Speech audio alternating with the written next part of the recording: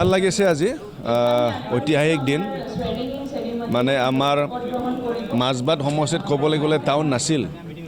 আগত 25% ওদালগুৰি টাউনটো মাজবাটৰ লগত আছিল কিন্তু আফটাৰ ডেলিমিটেশ্যন সেইটো আমাৰ পৰা গুচি গৈছিল মানে আৰবান মানে জিৰ' আছিল মাজবাটত কিন্তু যেহেতু এইবাৰ জিৰ'ৰ পৰা দুটা আৰবান পালোঁ খুব সুখী মই নিজে আৰু যেহেতু নতুন কমিটি পাইছোঁ তেখেতসকল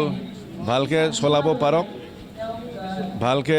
টাউনৰ উন্নয়নৰ কাম কৰক তাকে মই কামনা কৰিছোঁ তাৰ কাৰণে চানচুমা বসুমতাৰী ডাঙৰীয়া তেখেতে চেয়াৰমেন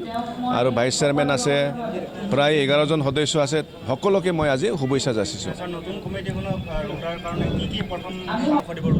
পৰামৰ্শটো এইটোৱেই হ'ব যে প্ৰথম অফিচ ল'ব লাগিব তেওঁলোকে নতুন হিচাপে বহুত কষ্ট থাকিব মই যেহেতু নিজেই ইয়াৰ বিধায়ক হিচাপে মই তেওঁলোকক যিমান পাৰোঁ মই সহায় কৰিম আৰু মেইনটো হ'ল মাষ্টাৰ প্লেন বনাই পেলাইহে আমি আগুৱাই যাব লাগিব তাৰ কাৰণে মই লগত থাকিম তেখেতসকলৰ লগত মই নিজেও এক্স অফিচিঅ' মেম্বাৰ আৰু ময়ো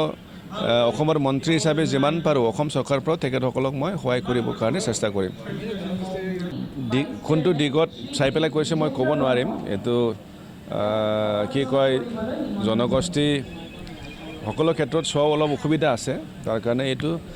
যিটো ৱাৰ্ড যি ৱাৰ্ডত যি আছে তেনেকুৱাকৈ নিশ্চয় কৰিছে এইটো এই দিশত চোৱা হোৱা নাই যেহেতু ৱাৰ্ডৰ পৰা থাকিব লাগে এই হিচাপে হেৰি কৰা আছে তেনেকুৱা